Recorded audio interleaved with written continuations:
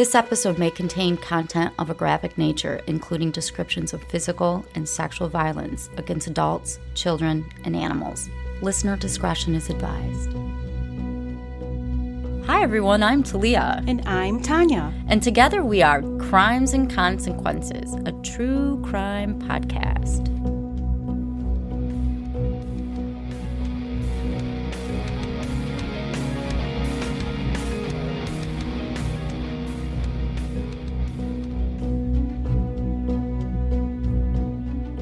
Welcome back, everyone, to another episode of Crimes and Consequences. I'm Tanya. And I'm Talia. And this should be the first episode that we have put on our YouTube channel. Yes. So if you found us on YouTube, thanks for watching. Please hit the like, subscribe, whatever button.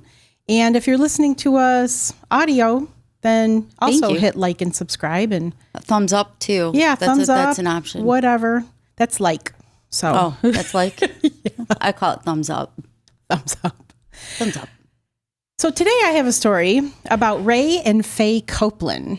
And I don't know it. She doesn't know it. Ray Copeland was born December 30th, 1914. This is a little bit of an older story. To parents Jess and Lainey Copeland. He was raised in Oklahoma in the Ozark Mountains. The Copelands were poor and they moved around quite a bit. So Ray didn't really complete school. He just worked a lot, like to help his family. Right. He was known to be very stubborn, and he never paid attention to anyone that was in charge. He was that kind of kid. Ray's mom, Lainey, had given birth to 2 more children. So, like I said, he dropped out of school when he was in the 4th grade, and that's when he began working. 4th grade. I know.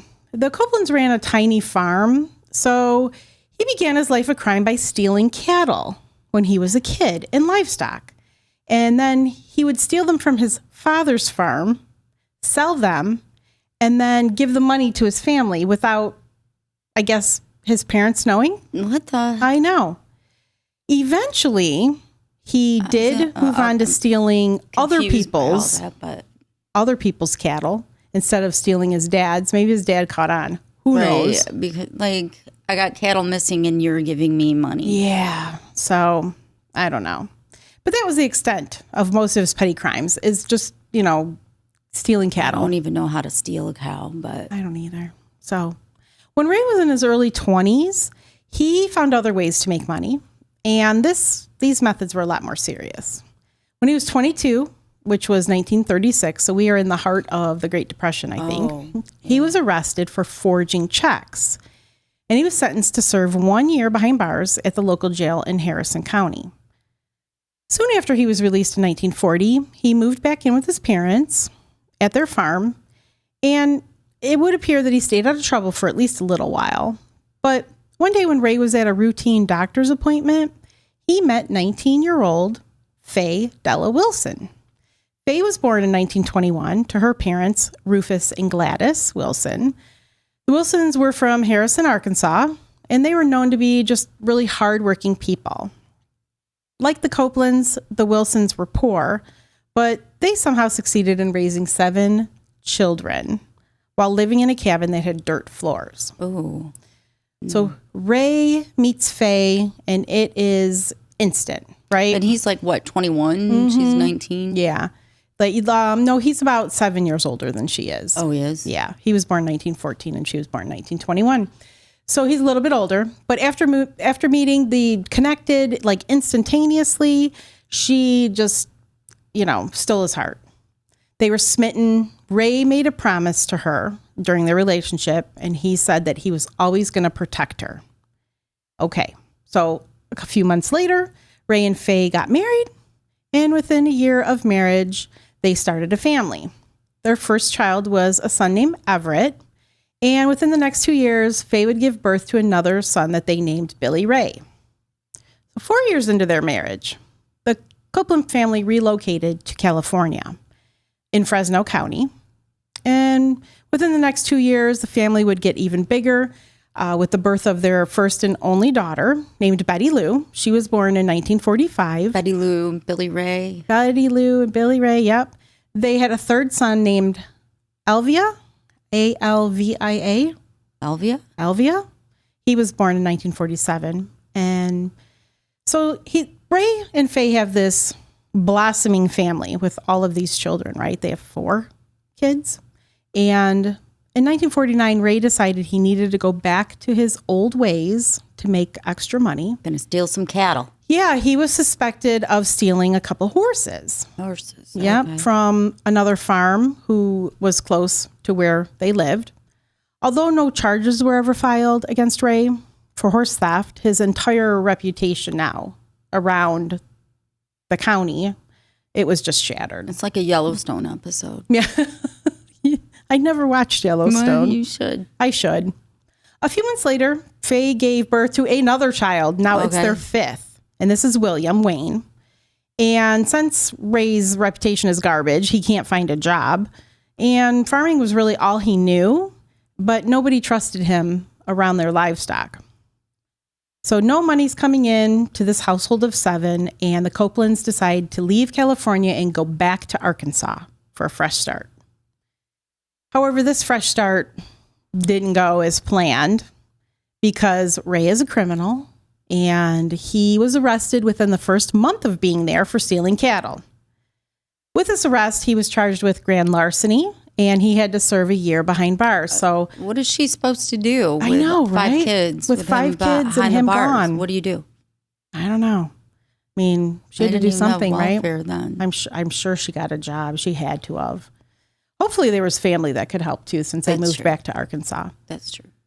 Once he was released from this now 2nd year-long stint that he's had in his life, the family moved from Arkansas to Missouri. You know, fresh start. And in 1951, Ray was arrested again. Surprise. Stealing cattle. Surprise again. Yeah. And instead of going to prison, he was sentenced to hard labor. Oh. But the hard labor was working on the judge's farm for a year. Isn't that crazy? That is fucking funny. You're not going to jail. I'm sorry. That's funny as hell. Yeah, you need to do some physical labor. You're going to have to work for me. And you're going to work on my farm. And for none of my cattle better end up. I'm going to count them every night. Stolen. After another release, Ray felt, okay, we need another fresh start. I got to do it again. Yep. Got to move again. Got to move again. And they went to Illinois. And in Illinois, they would move from town to town over the next 8 years. On 3 different occasions, Ray was arrested for forging checks, even more jail time. He had to pay fines. I mean, nothing stopped him. He would continue forging checks. And in 1961, he wrote a bad check for a little over $2,900. Which would be a lot of money. Yeah. And it was for a herd of 20 cows. So it was a lot lot of money. How does he think he's going to get away with that?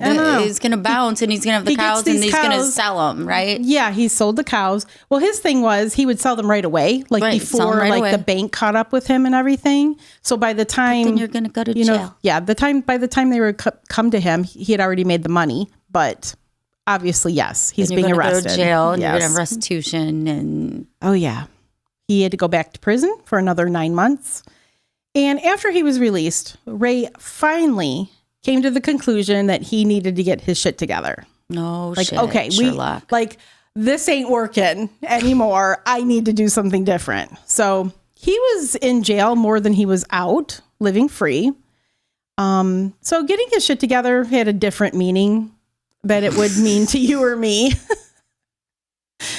Usually, it means somebody, okay, I'm going to turn over a new leaf. I'm going to turn my life around. Straighten my path out. Yeah, straighten my path out. But, that didn't happen. Ray had a different plan. He was still going to commit crimes, but he was going to use a different method. Oh, okay.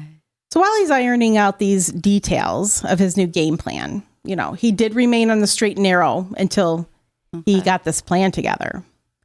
It's now the summer of 1966, and Ray decided, okay, we need to move one more time. One more time. This is it, I promise. Yep, this is it. So they landed on a 40-acre farm in a town called Mooresville in Livingston County, and I believe this is still in Missouri. The $6,000 farm consisted of a small farmhouse where his family lived. There's a few barns, and Faye decided to get a job working at Midwest Quality Glove Corporation. Okay. I'm not sure what she did, but they got 40 acres in a farmhouse for $6,000. 1966. So while finding their way to the farm, Ray and Faye got to know the owners of the neighboring farms, and these neighbors started to notice some things about the Copelands, and it became known years later that Faye and their 5 children were being abused physically by Ray. And Faye was raised in a good Christian home. That's why she stayed with him. Yep. She'd been raised to believe that divorce wasn't an option and that it was a sin. She was raised by her parents to love and support her husband no matter what, and that the man was always the head of the household. And, the Bible says she needed to submit to her husband. So Faye said that even though Ray was mean and, beat her, she remained a good and loyal wife to him, even though he would end up at some point ruining her life. But that's... Spoiler alert. Spoiler alert. Since Ray knew he wasn't getting anywhere writing bad checks, he was still sorting out this new plan, this brainchild, I guess, that he's going to hatch in the early 70s. He had an eye for cattle, obviously, since that's really all he knew. But his issue was that he never had money to do anything with them. He had, spent a lot of money purchasing this farm that they were living on, and they needed cattle for the farm. But he was adamant that he wasn't going to go back to jail. The potential of getting arrested again was not something that Ray was ready to risk, because if he went back to jail, it would definitely have been longer than 9 months or a year long, because now he's got this record, right? What if he got a job and saved his money? Yeah, to buy some cattle. A job is too boring to one live. at a time. You need instant money when you have these problems, apparently, right? All right, It's much easier to steal it, I guess. Is it? I don't know. I don't steal. The consequences you've described don't seem easy to me. No, I wouldn't they don't. last one fucking day in jail. I don't pass I'd bad break. checks. I tell on every crime I ever knew anybody committed.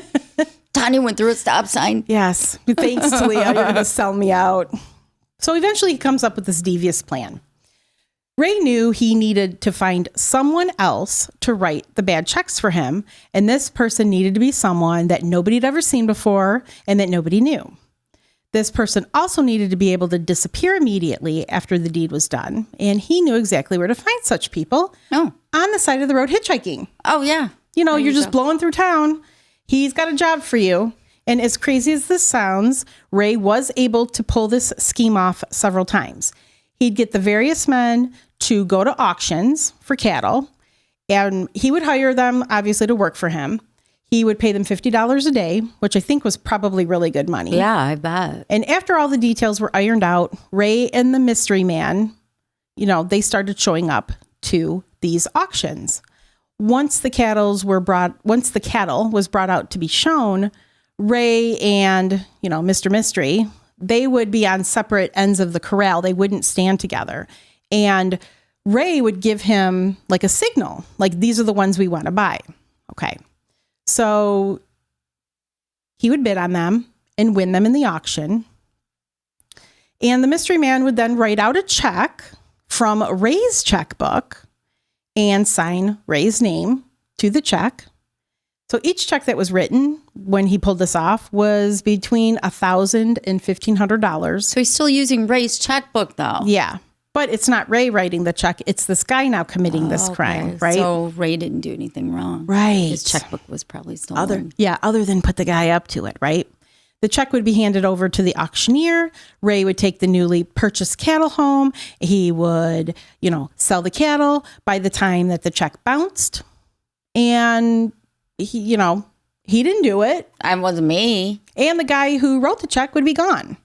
So when this happened one time, law enforcement comes to Ray's house about another bad check, but Ray just played stupid and he acted like, It's not my handwriting. I don't know what happened.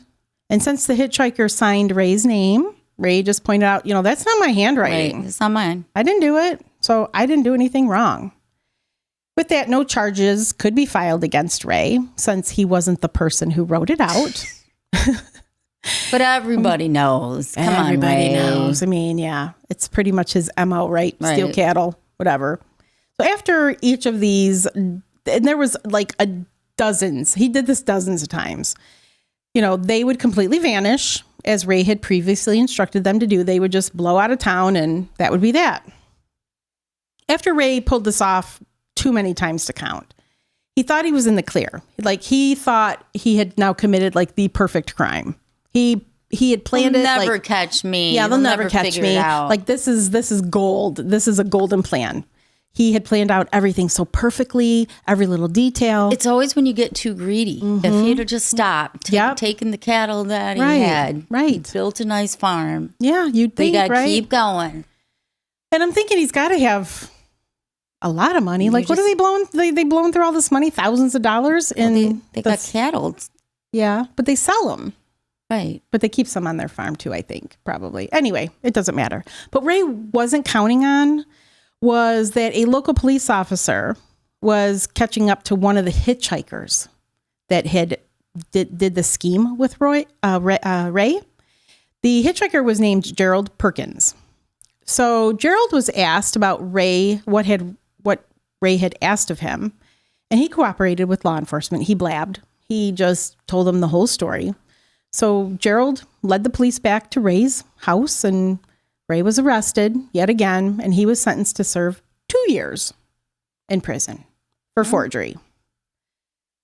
So he's gone these 2 years, and once he was released, he's still working on fine-tuning the scheme because, okay, it was almost perfect, and now what can I do? Oh, I already know what he can do. Yeah, now what can I do to make it absolutely no witnesses perfect? That can testify against you, right? Yeah, and he was banished from attending auctions, so he needed to find a new way. By 1985, Ray had come to the conclusion that he'd completely fine-tuned the scheme, and he was excited to test it out. This has been like, what, 40 years? Yeah, this has been like 30 years of stealing for sure, right? Yeah. By this time in his life, Ray was in his 70s. Jesus. Yes, and Ray and Faye were empty nesters. His hearing... And he's still going at it. He's still going at it. Yeah, just get some Social Security and retire, dude. Honestly, it's the truth. What the hell? His hearing was going. Both of them are growing older. They needed help around the farm, so they began to hire men as farmhands. Oh, boy. Ray's new plan still had drifters writing bad checks, but the checks wouldn't have Ray's name on them. Ray would take the men to the local post office to get a P.O. box in their name. The next step, Ray would then take them to the bank, and they would open checking accounts in their own name. And the final step was then to make them write a check from their new account, that's going to bounce. And Ray lied to the men and told them, they would be writing checks for him because... And he'd cover it, right? Yeah, he was going to cover it, because he's not allowed to go, the people at the auction hated him, so he's not allowed to go there anymore. So once this transaction was complete, Ray had a plan to make sure that the police would never catch up to another one again. He began murdering, as you probably have guessed, murdering these farmhands that he brought to his farm. So once he got them to complete the scheme, he shot each man and he killed them. So there'd be no possible way that they could blab to the police ever again. In 1989... Except you still have these checks and you don't have those people. And so the police are going to investigate maybe where those people are. You would think, right? That's what I would think. Yeah, I would think. In 1989, so about 4 years later, this has been going on. About 4 years. The Copelands hired a farmhand, and his name was Jack McCormick, and he was 57. Ray initially found him at the Victory Mission, which is a nonprofit organization whose mission is to help those who are struggling and in need of food and shelter. So it's like a shelter. Jack had been recovering from alcoholism, and when Ray offered him a job, he jumped at it. Like, this is his chance for his fresh start. Ray knew he could take advantage of the situation and, use these guys. So Jack had been hired to open a checking account. He was instructed to put a small deposit that Ray gave him into the account to start. Jack was told that Ray needed help at the auctions because Ray was hard of hearing. Oh. So Jack's job was to bid for him. under Ray's instructions, Jack went to the post office. He got his P.O. box, and he began using Ray's money, like for the starter checks. So then, Jack went to the auction and he bought cattle for Ray. After the auction, Ray convinced Jack to come back to the house because he said, there is a raccoon in the barn and I need your help trapping it. So as they're walking to the barn, Ray had his rifle with him. And Jack noticed that one of the tractors from the farm was backed up close to the barn with a small trailer attached to it. And he's like, On the small trailer, there was a shovel. Oh. Along with a big sheet of plastic. Oh, okay. All right. So Jack's like, no, thank you. Ray had every intention of killing Jack because this transaction is over and digging his grave, wrapping his corpse up, right. Burying him. Yeah. So after Jack set up the raccoon trap, he turned around and Ray was pointing a rifle directly at his head. Somehow, though, I'm not sure how, Jack was able to convince Ray not to shoot him. Jack said, I'm going to leave Missouri. I'm going to, hightail it out of here. I'm out. And I'm never going to talk about this to anyone. And if you're wondering where Faye is during this, she had left to go to work at her part-time job. She worked at a Holiday Inn. But she's not, I have a feeling she knows what's going on. Yeah, come on. And come on, Faye. She just doesn't want to be there when it all comes down. How could you not figure out? I know, right? Obviously got a life of crime. Because this was an issue when the law finally catches up with them. It was, how much does Faye know? And I'll tell you a little bit later. Okay. So after Jack promised to leave Missouri, After Jack promised to leave Missouri, Ray agreed to take Jack where he needed to go, like, I'll drop you off wherever. But they were going to make a quick stop at the courthouse that was located in that county. When the two of them got to the courthouse, Faye was waiting there. So when she saw Jack, she seemed shocked because he should be dead and buried at this point. Ray told Faye that he and Jack were headed to the bank, and so Faye followed them. Once Jack and Ray got to the bank, the checking account was closed, even though there was an outstanding check for a little over $1,100. Jack told Ray that there was no need for him to head back to the farm. This is good. I've closed this account. Yeah. Just let me go. Yeah, even though he still had clothes and other belongings there, he's just like, I don't care. If I go back to that farm, he's going to kill me. Right, I'm dead. Yeah, he wasn't willing to risk his life. So Ray and Faye leave. They go home. Jack is now on his own. And a little bit later that day, he meets a friend named Rose at a nearby bar. The two of them, Jack. Okay. The two of them were chatting it up. And Jack told her everything he had just experienced at Ray's farm, even though he promised not to tell anyone. I know. He told her, I missed my death by this much, right? He's like, if I go back there, he's probably going to kill me. But he's still in town. Yes, he's still in town. He's supposed to be leaving Missouri. So Rose told Jack, okay, let's go back to the house together to get your belongings. No. Yeah. No. Yeah. What part of what I just told you are you not understanding? And they go back. I will be killed. Yeah, I'd be like, no, that's okay. I can leave it. What's wrong with Rose? I know. I'm not going back to a house where I think someone could be murdered. But maybe she thinks because she's there, they won't do it. No, girl, you be going down too, right? Yeah, right? No. Yeah, no. So they when they arrived to the house, they were greeted by both Faye and Ray, and they were just cursing Jack and Rose up and down. Like, What are you doing here? Jack introduced Rose to them. He told them that she was his sister, but Faye wasn't buying it. She kept trying to make Rose tell her name for some reason, and she wrote it down along with the license plate from the car that they came in. They ended up leaving with their lives still. Oh, good. Jack and Rose. And their clothes. Very important, apparently. No, they didn't have any of Jack's belongings, because I think they did get there and they have this confrontation. Oh, and they just leave. And they leave. Okay. And Jack did move. He left Missouri and he went to Nebraska. Good. And after Jack left, Ray tried to use the same scheme on two other men. One caught caught on and left as fast as he could, but the other did as he was instructed. But before Ray could kill him, he was arrested. So we have Jack in Nebraska, and he gets there, and he is thinking about what happened. And he's really feeling like he needs to expose Ray. So he makes a call to Crime Stoppers in Nebraska. Oh. And while on the phone, he said, I was working on this farm. And while I was there, I accidentally uncovered some bones, and I think they were human. Okay.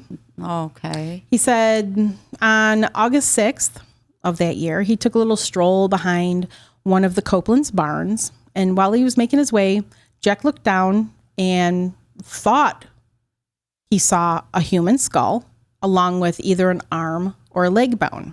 Then get the fuck out of there. Amen, right? I don't know. He saw these bones coming out of the soil behind the barn. And Ray and Faye must have seen him walk back there, because when he got back to the house, both of them were extremely upset at him and the fact that he walked behind the barn. And he was angrily told that he was not allowed to walk over there again. So he tells the hotline this story, this Crime Stoppers hotline, and they're a little skeptical. They're like, I don't know. Like, okay, you came across some human bones.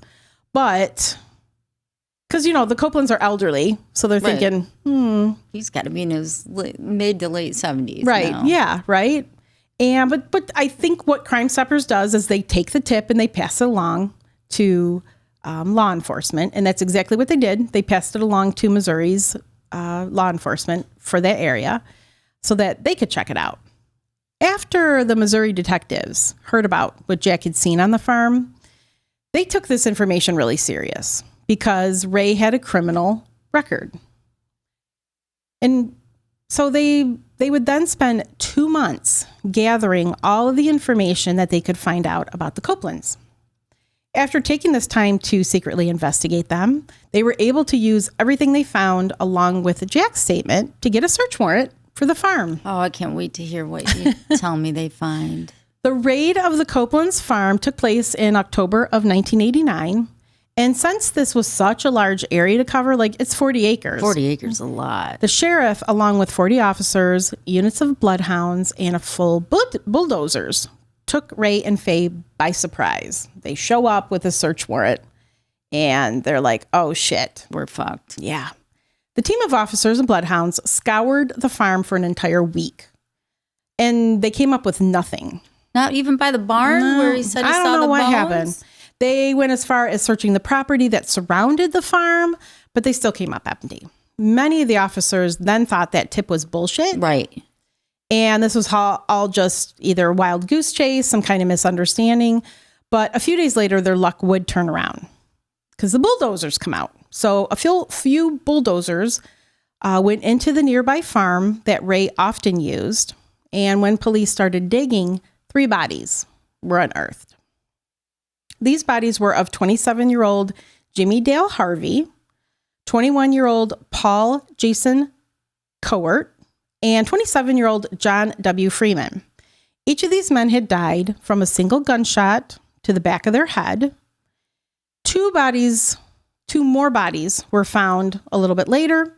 The body of Dennis K. Murphy had been found in a well located on the property.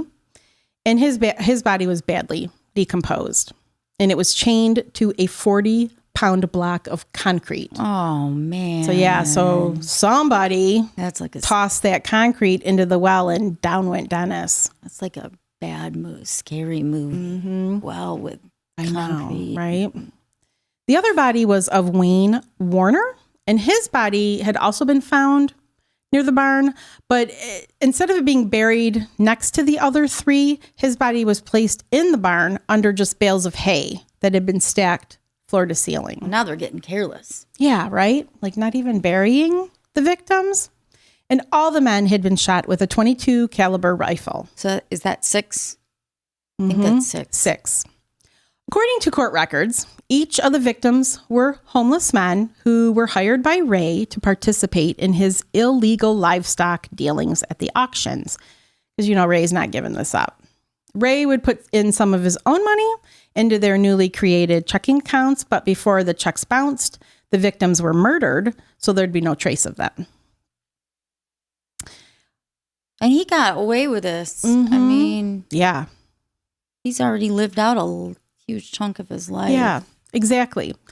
And I'll tell you a little bit about some of the evidence that was found when police searched. They found 2 blank checks that were inside of Faye's purse when she was arrested.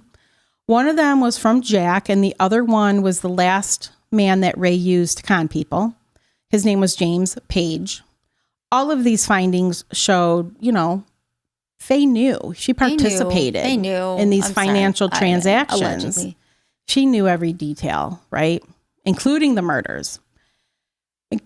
Funny enough, Faye had gone to the bank on her own after a check after John Freeman's mail from the bank was sent to the Copeland address. John had some remaining cash in that account, and he's one of the victims that they found. But the amount was obviously not enough to cover that check that was written for the cattle. So after the check bounced, the bank took it upon themselves to close the account. And then they sent a check for the money that John had in the account. Okay. And sent it to Ray and Faye's house. So Faye got her hands on this check, and she actually sent it back to the post office. But then, she goes to the post office and she's like, I don't know who this John Freeman is. Where did he get my address? She just, trying to deny any kind of knowledge of that. Also, while searching the home, police found a handwritten list of names, and they were the names of the victims. Why? Well, Ray couldn't read or write. The list was in Faye's handwriting. She wrote the names. Why the list? What's the point of the I list? have no idea, because next to their names, she would mark an X next to their names. And like I said, they correlated with the men that were hired and murdered. There were 12 names on the list, but only 5 of them had an X. All other names listed are names of people who are still missing. They're missing. Mm-hmm. And no remains of theirs have ever been found. Wow. These are 2 alleged serial killers. The murder weapon, that .22 caliber rifle, that was found inside of Ray and Faye's farmhouse. And after ballistics tests were done, it was determined that, yes, it was the murder weapon. Okay, this is kind of weird. Another thing that they found. Okay, it was a quilt that Faye had sewn. It wasn't just an ordinary quilt, though. It was made from clothing that didn't belong to either Ray or Faye. Faye had taken the clothes from the victims and sewn them into a quilt. When police found this quilt, they felt like it proved she's involved. Yeah, she's totally involved. And that she had knowledge, again, because, when they get arrested, she denies, and that's course. Some weird shit. I know. Who to wants make a quilt out of victims' clothes? Out of victims' clothes? Like what? You're snuggling up at night with that quilt? It's fucking Why weird. would you do that? Why would you want to remember that? Right. If you were against it and it horrified you what your husband was doing. And let's say she didn't know. Okay, you're coming up with clothing that doesn't belong to you, or you just show up with some clothes. Well, and tell I'm me sure to make a quilt. Add all the little things up. I mean, Faye. Mm-hmm. Yeah. I'd have known checks are coming to her place. Right. Different people's names. And you don't ask Ray about it? She's not asking? I mean, maybe not. But come on now. I know. That's a weird thing. So eventually, when they are arrested, they get charged with 5 counts of murder in the first degree. Faye's trial began November 1st, 1990. And during the trial, her attorneys did everything that they could to show that she was suffering from battered wife syndrome. That's right. She had been beaten. Mm-hmm. They also made it a point to make sure that the court was fully aware that she was in her right mind and she didn't have any mental disease or defect. According to Faye, she had no knowledge of the murders and she was just an innocent bystander. However, the jury didn't believe that, and she ended up being found guilty on all 5 counts. She was sentenced to death. Whoa. By lethal injection. I know. For 4 out of the 5 counts. For the 5th count, she was sentenced to life in prison without the possibility of parole. After Faye heard her sentence, she uncontrollably cried her eyes out. Oh, hell yeah. And loud sobs were heard throughout the courtroom. That makes sense. On the morning after Faye had been sentenced, Ray was taken in for a mental evaluation at a Kansas City hospital. On the way to the hospital, the sheriff began to ask Ray if he'd heard about Faye's verdict. And Ray's like, no, I haven't heard. You didn't hear? No, I'm surprised. He's like, well, what happened? The sheriff told Ray about her being sentenced to death, and Ray responded, quote, well, those things happen to some, you know, end quote. And he never asked about Faye ever again. Well, if I was him, I'd be real worried. Right? His trial started March 7th, 1991, and the prosecution brought forth many witnesses, along with the ballistics tests on the rifle, the bullets that were found. There was a bullet found lodged in one of the victim's skulls. The testimony went on for weeks, and after the jury heard everything, they also found Ray guilty on all 5 counts. He, too, was sentenced to death by lethal injection for all 5 of them. When Ray heard his sentence, he muttered, I'm okay. No, you're not. No, you're not. No, buddy. Yeah. You're not. No. Ray and Faye Copeland are the oldest people to ever be sentenced to death in the history of the U.S. Wow. Ray died on death row 2 years after he'd been sentenced. Yeah, see, that's not fair. No. And Faye's death sentence was overturned on August 6, 1999. Her lawyer came forward and said that Faye was barely guilty of anything. He continued. Yeah. She didn't do it. Is that the standard? Mm-hmm. She's barely. She's just a little bit guilty. He continued to say that she was just there when the murders took place and she never killed anyone. Like, I just happened to be there. So she's kind of confessing to what happened, though, right? Yeah. Because she's saying people were murdered. I mean, I was just there. I didn't participate. Do it. Her appeal centered around the fact that the jury members were not given the opportunity to hear any evidence that could prove that she suffered from battered wife syndrome. Although the death penalty was taken off the table, she was still ordered to spend the rest of her natural life behind bars. In November of the following year, the Missouri Attorney General tried to get Faye's death sentence reinstated. And at the proceedings, Faye was asked if she had anything to say, and she did. She said, quote, God will forgive me for everything I've said or done, end quote. Oh, well, why don't you share with us? Everything you've said. Yeah, please do tell. The judge upheld the overturned death sentence, so the death penalty was not restored. I mean, she's old anyway. I know, right? Yeah. On August 10th, 2002, she suffered from a massive stroke and it paralyzed her. She was never able to speak again, so she was given parole, I guess, and released to a nursing home. I don't know if it was parole, but they released her to a nursing home in her hometown where she died December 30th, 2003. Sometimes when you're going to die. Yeah. They let her die at the nursing home. And that is the story of Faye and Ray Copeland, the oldest people sentenced to death here. Crazy. What a stupid story. Over cattle. And the horses. I mean, I like that he just worked years and years on this scheme. Like, well, he got away with it. He did a lot. I mean, he did time, but as much as, he managed to survive and support a family. Yeah. I mean, I guess. On stealing and then eventually murdering. Well, yeah. Yeah. So anyway. That's horrible. It is horrible. And I wonder about where the bodies are for the other missing people. Yeah, the missing people. Like, it's just coincidental that their names happen to be on a list. But then again, they were, it sounds like they were transient. Yeah. So. Yeah, anything could have happened to them. You're right. You're right. But it's an awful coincidence. Yeah, kind of. Anyway. Well, thank you all for listening or watching us on our own YouTube channel, which is what? Crimes and Consequences on YouTube? Yeah. You'll find us. Type in Crimes and Consequences on YouTube and you'll find us. Yeah. Don't forget to hit the like or subscribe button. Or thumbs up. On whatever app you're listening to us, whether it's YouTube, whether it's Apple Podcasts, whatever. Doesn't matter. You can, if you enjoyed this episode, I know enjoyed is really a weird word, but you know what I mean. If you've hung in long enough to watch us and you want to see us again, You're interested in more. You're interested in more. Yes, thank you. You can go to patreon.com/TNT Crimes, where we release one episode a week that is not released to the public. And you can also go to Apple Podcasts.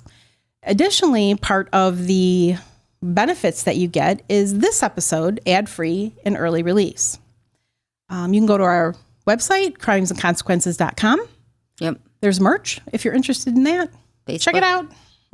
Facebook and Instagram, but we haven't updated those in a long time. It's not connecting anymore. I don't know why. Yeah. Because I got my account got hacked. That's all I know. Oh, that's right. Yes, Leah's account got hacked. So can't link it.